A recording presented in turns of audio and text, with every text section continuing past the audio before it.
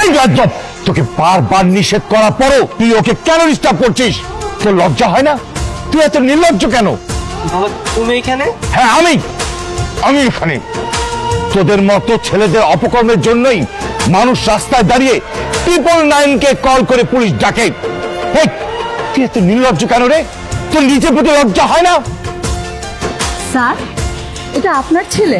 হ্যাঁ মা, এই বেয়াদবটাই আমার ছেলে। আমি ওকে ঠিক মতো মানুষ করতে পারি নাই। কিন্তু বাবা চুপ থাক, একটা কথা বলবি না। এতদিন আমার সরলতা দেখেছিস, ভালোবাসাটা দেখেছিস। আজকে তোকে থানায় নিয়ে গিয়ে বুঝিয়ে দেবো যে আমি প্রয়োজনে কতটা কঠোর হতে পারি। একে থানায় ধরে নিয়ে যাও। তুমি একা কেন? আমার ছেলে কই? অপরাধীকে বিচার না করে ছেড়ে দেওয়া যায় না, সেটা তুমি জানো না? মানে কি? আর আমার ছেলেকে আনলা না, আবার বলতেছো অপরাধী? একদম চুপ থাকবা। ওই মেয়ের আশেপাশে হতে থাকবি, আর মেয়ের ছায়া হতে পারবি না বলে রাখলাম। মাহি দাঁড়া দাঁড়া, তোমার সাথে আমার কিছু কথা আছে।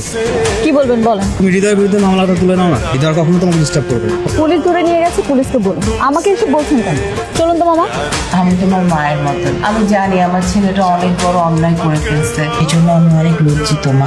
তুমি আমাকে একটা হেল্প করো না মা, তুমি থানায় গিয়ে একটু অভিযোগটা তুলে নাও। এই মুহূর্তে আমি কি করতে পারি? তুমি আমার সাথে একটু থানায় চলো। আচ্ছা ঠিক আছে। হৃদয়ের বিরুদ্ধে আমার কোনো অভিযোগ নেই। তুমি ভেবেচিন্তে বলছো তো? বাদী তার মামলা তুলবে, এটা ভেবে বলছে নাকি না ভেবে বলছে তাতে তোমার কি? প্রতিদিন এসব ঝামেলা ভালো লাগে না। আজকে ওকে ছেড়ে দেবো, কালকে যদি আবার সেম কাজ করে আসে তখন তো আবার বিচার আসবে।